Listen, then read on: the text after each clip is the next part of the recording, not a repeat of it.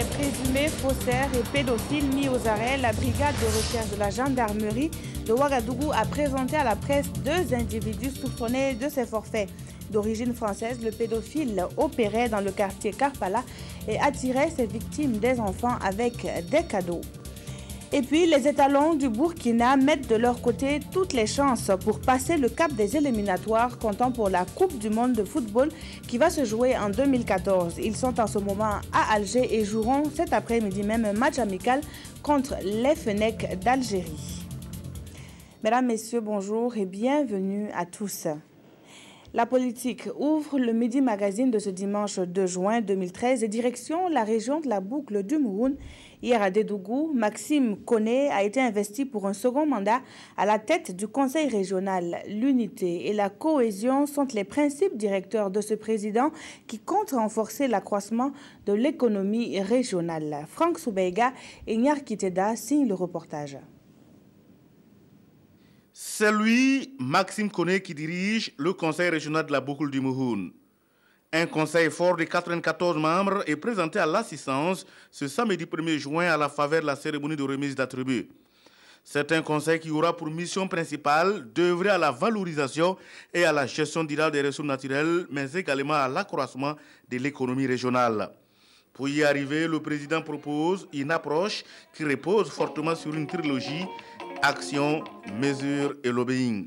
Notre région est en chantier, il y a beaucoup d'investissements actuellement et donc nous devons en tant que représentants des populations d'être les sentinelles et surtout d'être en tout cas une interface entre les populations qui sont au niveau de la région et puis les filles et les fils. Et c'est pour cela que j'ai réellement lancé un appel à l'union, à la mobilisation tous azimuts. Le soutien, le conseil régional aura commencé par le parrain de la cérémonie, Moumouni Nyankambari, ici représenté par la députée Awa Koté, mais également des filles et fils de la localité.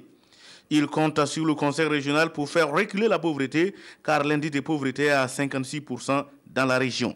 Je souhaite que, avec ce nouveau mandat, tous les membres du conseil puissent en tout cas œuvrer à ce que le plan de développement régional de la boucle du Mouhoun puisse être bien reprécisé, bien mis en application, avec la contribution de l'ensemble de tous les acteurs, sans considération de partis politiques, de religions. Le conseil régional aura comme référentiel de travail le PRD, le plan régional de développement.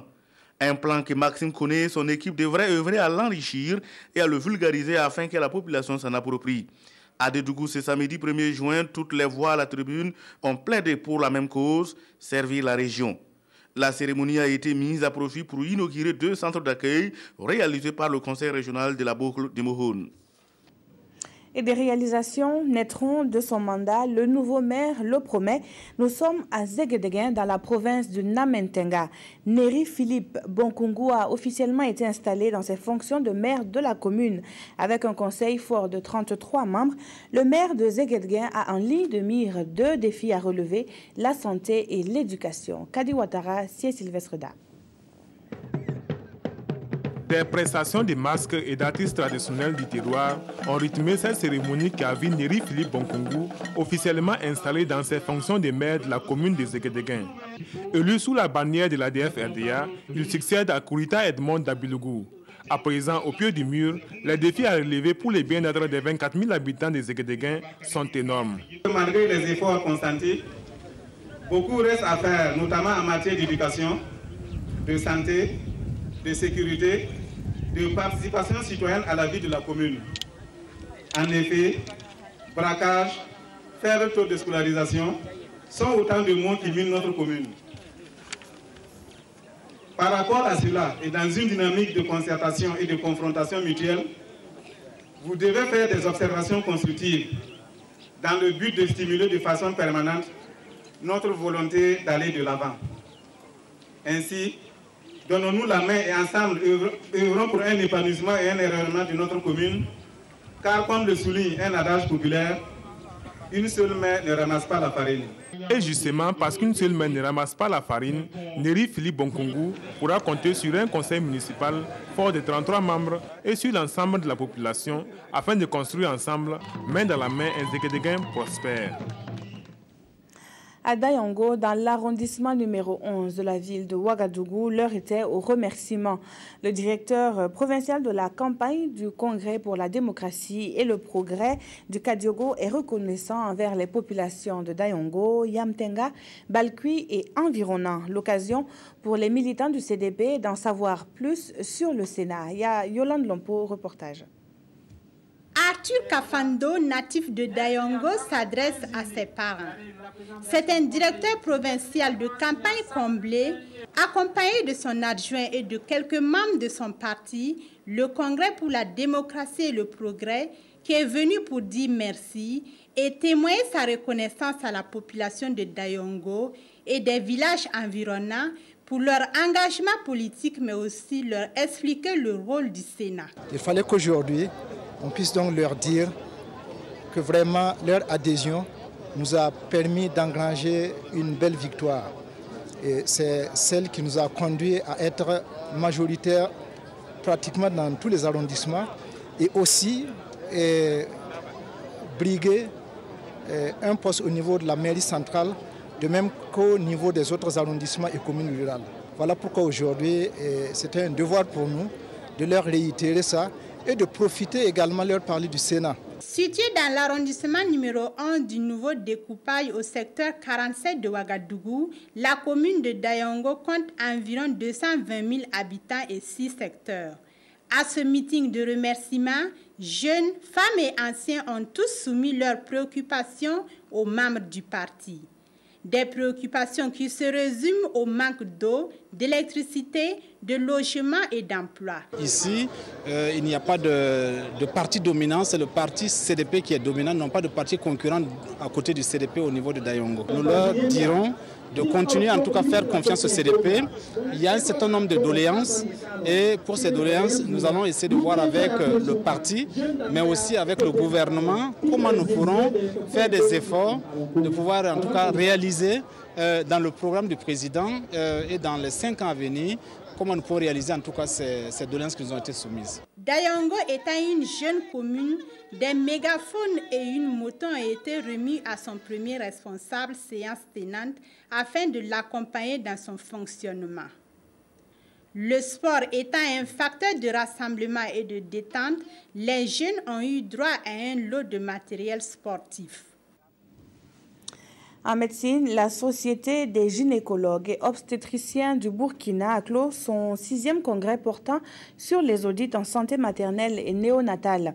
En 20 ans d'engagement pour la santé de la mère et de l'enfant, la SOGOB a enregistré de nombreux acquis en la matière et compte les renforcer. Sur la cérémonie de clôture intervenue à Ouagadougou, le reportage est de Amadou Marcelto et Claudine Bikaba. Un Burkina Faso où les soins de qualité dans le domaine de la santé et de la reproduction sont accessibles pour tous, telle est la vision de la Société des gynécologues et obstétriciens du Burkina, SOGOB. Conscient que la mortalité maternelle reste encore une problématique dans notre contexte, la SOGOB a choisi d'investir dans la recherche pour trouver des solutions adéquates afin de sauver la femme burkinabé des risques que représente l'accouchement. La mortalité maternelle reste encore un problème. La communauté doit être impliquée dans la lutte contre la mortalité maternelle. De même, les avortements, ils persistent et il faudrait prendre des mesures pour que les femmes n'en meurent plus. Par ailleurs, les gynécologues ont mis l'accent sur le dépistage du col de l'utérus pour prévenir les cancers souvent cause de mortalité chez la femme. Une initiative bien appréciée.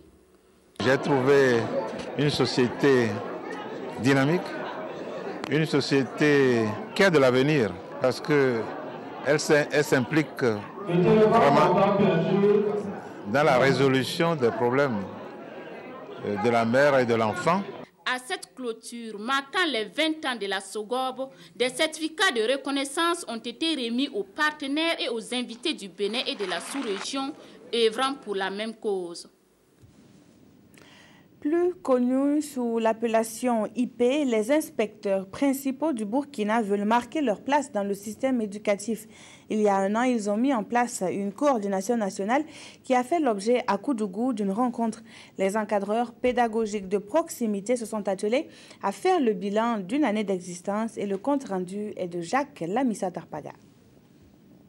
Les instituteurs principaux sont au cœur de l'éducation nationale. Formés pour être des encadreurs pédagogiques de proximité, ces instituteurs prennent au sérieux leur rôle, d'où la création d'une coordination nationale. Nous sommes un mouvement associatif, c'est une association qui regroupe l'ensemble des instituteurs principaux du Burkina parce que notre corps est spécifique. Le fait que nous assurons l'encadrement de proximité, nous sommes au four et au moulin.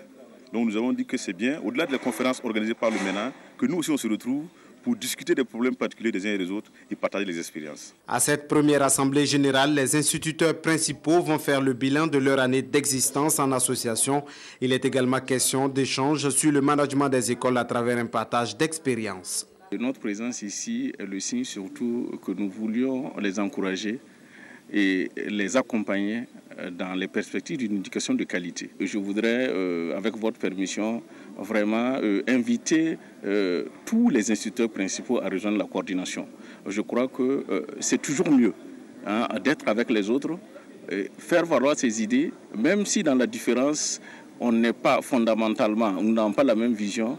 Je crois que le fait d'œuvrer toujours ensemble, il peut arriver et je crois que c'est ce que j'espère, que nous ayons un jour la même vision.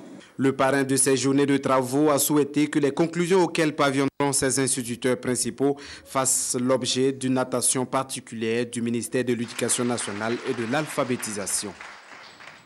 Afin de perfectionner les acteurs dans la protection et la gestion durable de l'environnement, le ministère en charge de la question a initié une formation. Les participants ne sont autres que les nouveaux agents forestiers et environnementalistes qui vont se familiariser avec les nouvelles problématiques en matière d'environnement. Les détails avec Moussaki et Yolande Lompo. Ce sont de nouveaux forestiers et environnementalistes à l'école de la protection et de la gestion durable de l'environnement. 2 jours durant, ces nouveaux recrues vont se familiariser avec le code forestier et celui de l'environnement. Une session de formation organisée par le ministère de l'Environnement et du Développement durable qui se veut un cadre d'information dans le but de renforcer leurs capacités. Au sein du ministère, certainement, il y a des actions prioritaires, notamment avec l'initiative Pauvreté Environnement. Il y a des dispositions nouvelles qui ne sont pas enseignées à l'école. Et donc il est important qu'effectivement les nouveaux agents qui viennent et qui vont se mettre sur le terrain, qui vont expliquer les orientations du ministère, puissent s'approprier de ces questions-là. Mais également, nous avons dit que c'est bon, comme ce sont des nouveaux fonctionnaires, qu'ils puissent apprendre également leurs droits et devoirs par rapport aux textes réglementaires, législatifs et réglementaires de notre pays. Au cours de cette formation, c'est une police environnementale qui est désormais mise en place au Burkina Faso. Sa mission, promouvoir non seulement la protection et la gestion durable des faunes et forêts, mais aussi lutter contre la pauvreté. Cette activité a été rendue possible grâce au soutien du PNUD, résolument engagé dans la valorisation du patrimoine environnemental au Burkina. Le PNUD a inscrit au titre du pilier de la réduction de la pauvreté et de l'atteinte des OMD une composante qui concerne la protection des ressources naturelles et la gestion durable de l'environnement. Dans ce cadre-là, nous avons un certain nombre d'initiatives qui visent à la mise en œuvre au niveau pays des 3 grandes conventions internationales, notamment celles qui concernent les changements climatiques, d'une part, la protection de la biodiversité par ailleurs, et troisièmement, tout ce qui concerne la gestion des questions liées à la désertification. Cette rencontre est aussi une occasion pour le département de Salif Ouedraogo de partager la nouvelle vision du ministère en charge de l'environnement et du développement durable en matière de promotion de l'économie verte, qui est une économie basée sur les ressources naturelles pour l'amélioration des conditions de vie au Burkina. Et dans ce même registre, l'ONG suisse New Tree a fêté 10 ans d'existence au service de la préservation de l'environnement au Burkina Faso. L'anniversaire a été marqué par une cérémonie à Gampela, dans la commune de Saba, cérémonie au cours de laquelle les meilleurs acteurs ont reçu des distinctions. New Tree intervient dans cette province du pays particulièrement touchée par la désertification. Moumouni Soubeiga. Plus de 220 forêts mixtes réalisées, 1500 monitrices formées en technique de fabrication de foyers améliorés, en valorisation des produits forestiers non ligneux et en technique de protection des forêts. Ce sont quelques-unes des actions menées par l'ONG suisse New Tree pendant ses 10 années d'existence. Sa vision, c'est de contribuer à faire face aux effets des changements climatiques et à la dégradation de l'environnement. Aujourd'hui, ils ont des revenus pour survivre, mais aussi dans l'avenir, ils ont une sécurité alimentaire. Et par exemple, en l'année 2012, on a pu économiser à travers nos 15 000 foyers construits de nos jours 13 tonnes 500 de bois. Les résultats de ces actions sont aujourd'hui visibles et ce sont les bénéficiaires qui l'ont démontré à travers la pratique des leçons apprises de New Tree. Les meilleurs dans la fabrication de foyers améliorés et la technique de mise en défense des forêts ont reçu des prix composés essentiellement du matériel. Il y a beaucoup de larves qu'on a plantées et puis aussi on a fait les formations de la riz, on produit le miel aussi et puis on enlève des foins, donc on a cultivé bande culturelle, donc en tout cas c'est pour ça qu'on a eu des prix. Vraiment moi je suis très content. Donc, je suis venu personnellement pour les encourager, pour exprimer au nom du gouvernement, au nom du chef de l'État, au nom de l'exécutif, l'appui et la reconnaissance de tout le peuple burkinabé quant aux actions concrètes qu'ils font sur le terrain, qui sont visibles et qui rentrent en droite ligne dans les actions à mener pour réduire la pauvreté, pour lutter contre la désertification et la déforestation. L'ambassadeur de Suisse au Burkina a également salué ces actions de New Tree qui, selon lui, contribuent à renforcer la coopération entre les deux pays. C'est en 2003 que New Tree a démarré ses activités au Burkina Faso. Elle intervient pour l'instant dans cette province et compte couvrir les années à venir toutes les localités menacées par la désertification. Je vous le disais en titre, à Ouagadougou, un individu a été mis aux arrêts par la brigade de recherche de la gendarmerie. Il est soupçonné de fabrication de faux documents afin de bénéficier du Fonds national pour l'éducation et la recherche faunaire. Le coup de filet de la brigade est aussi composé d'un présumé auteur de pédophilie qui opérait dans le quartier. Le reportage est de Moussaki et de Sié Sylvestre Da. Le 2 mai 2013, un étudiant en droit de l'université de Ouagadougou appréhendé en possession de faux documents qu'il comptait utiliser pour bénéficier illégalement du FONER, le Fonds national pour l'éducation et la recherche, est conduit à la gendarmerie de Paspanga. Des investigations entreprises par la suite ont permis aux forces de l'ordre de mettre la main sur le présumé auteur de la fabrication des faux documents. Le présumé auteur de faux et usage de faux en écriture publique est un sans-emploi titulaire d'une maîtrise et d'un master 2 en droit. Il serait aidé par un complice. Ce dossier ainsi constitué est déposé au niveau du FONER. Si le dossier est accepté, le bénéficiaire est tenu de leur donner comme une somme de 40 000 francs. Et pour l'année académique 2011-2012, ils ont réussi à faire passer 23 dossiers. Pour cette année académique, 26 dossiers étaient en instance. Le second présumé malfrat, présenté à la presse par la gendarmerie, est un expatrié. Il se livrerait à des actes de viol et d'attentats à la pudeur sur des mineurs à Karpala, un quartier de Ouagadougou. Avec son ordinateur portable, il a des jeux qu'il amuse les enfants avec ces jeux. Ensuite, il leur fait voir des films pornographiques. Donc, ayant acquis une emprise sur ces petits-enfants, il les amène à se doucher avec lui. Ensuite, il passe à la fellation.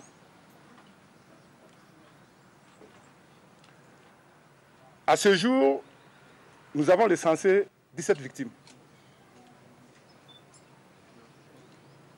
Tous des garçonnets. Leur âge varie entre 4 et 14 ans. La conférence de presse a été une occasion pour les forces de l'ordre d'interpeller une fois de plus les populations à plus de collaboration. Quant aux deux malfrats, leur dossier se trouve désormais entre les mains du procureur du Faso. Ils étaient 345 bénévoles mobilisés pour la réussite de la 23e édition du FESPACO. De l'accueil à la restauration en passant par l'hébergement des hôtes, ils ont été d'un apport certain au comité d'organisation de cette biennale du cinéma africain à Ouagadougou. Le programme national de volontariat, le FESPACO et les instituts partenaires ont procédé à la remise d'attestations à ces bénévoles, signe de leur engagement. Yolande Lompo. L'organisation de la 23e édition du FESPACO fut un succès selon ses organisateurs. Un succès obtenu grâce en partie à la contribution des bénévoles mobilisés au sein des différentes commissions. La première édition a eu lieu en 2011. Pour l'édition de 2013, nous avons reçu 345 volontaires. Je crois qu'au-delà de procurer pendant une période courte une occupation pour ces jeunes, cela démontre aussi l'esprit de civisme, parce que lorsqu'on vient au FESPACO, ce n'est pas seulement être occupé, mais c'est apporter sa contribution à l'organisation d'une grande manifestation. Et une grande manifestation, on a besoin de civisme, on a besoin de don de soi, on a besoin d'amour pour son pays, on a besoin d'être engagé pour une cause. Et justement, la présente cérémonie organisée par le groupe d'intérêt public, Programme national de volontariat au Burkina Faso, GIP-PNVB, a pour but de remercier ses bénévoles, les féliciter et consolider leur engagement pour le succès de l'organisation de cette biennale. Au nombre de 345, ils ont obtenu leurs attestations. Cette participation à la 23e édition du FESPACO en tant que bénévole a été d'une grande expérience pour moi et pour tous les bénévoles. Ça a été une richesse qu'on ne peut accueillir ailleurs que sur un terrain de ce genre, c'est-à-dire dans le bénévolat. Profitant de l'occasion, des attestations de reconnaissance ont été également remises à certaines structures de la place. L'une des ambitions de ce groupe d'intérêt public est de renforcer sa visibilité et à ce jour, il compte près de 9 centres régionaux. La page sportive de ce journal nous conduit à Blida, localité située à une cinquantaine de kilomètres d'Alger. Les vice-champions d'Afrique livrent cet après-midi un match amical contre les Fennecs d'Algérie. Le 9 juin prochain, les étalons joueront le match de la 4e journée des éliminatoires de la Coupe du Monde 2014 contre le MENA du Niger et veulent mettre toutes les chances de leur côté. Le reportage de nos envoyés spéciaux Mathias Rabo et Dabakini. Les étalons ont pris contact avec la pelouse du stade de Blida, ville située à une cinquantaine de kilomètres d'Alger, la capitale. À leur arrivée, il a fallu quelques discussions pour que les Fennecs libèrent le terrain, une situation que le coach burkinabé n'a pas beaucoup appréciée. Les étalons peuvent enfin monter sur la pelouse. Des exercices d'échauffement en passant par les exercices spécifiques, tout a été pris en compte dans une ambiance bon enfant. Les exercices à thème ont souvent retenu l'attention. Le Burkina Faso, tout comme l'Algérie, prépare activement les matchs de la 4e journée des éliminatoires de la Coupe du Monde. Les étalons qui croisent le MENA du Niger le 9 juin prochain entendent profiter de ce match amical de préparation, même si les conditions d'accueil à Alger ne sont pas ce que l'on attendait. Nous ne sommes pas bien accueillis, si tu vois l'accommodation, l'hôtel et tout ça. Mais de toute façon, je veux dire aux joueurs, c'est nous qui sommes le vice-champion. Et on se prépare, ça ne veut dire pas que c'est la guerre, mais on va essayer de jouer un bon match. Les joueurs sont très motivés. On note tout de même quelques absences pour cette rencontre amicale. On a Alain qui est encore blessé, Jonathan qui n'était pas là, Jack Lecone qui a joué, qui va venir aussi un petit peu plus tard. Alors c'est pour ça aussi j'ai tout fait pour retourner le plus vite possible à Ouagadougou parce que tu vois la température c'est une grande différence comme Ouagadougou et si tu dois jouer contre Niger et avec une différence de température c'est pas bien. Fennecs d'Algérie, étalon du Burkina, c'est ce dimanche à partir de 17h30 heure locale, 16h30 temps universel au stade de Blida. Voilà, c'est la fin de cette édition. Merci de l'avoir suivi et merci de rester fidèle au programme de la RTB. Au revoir.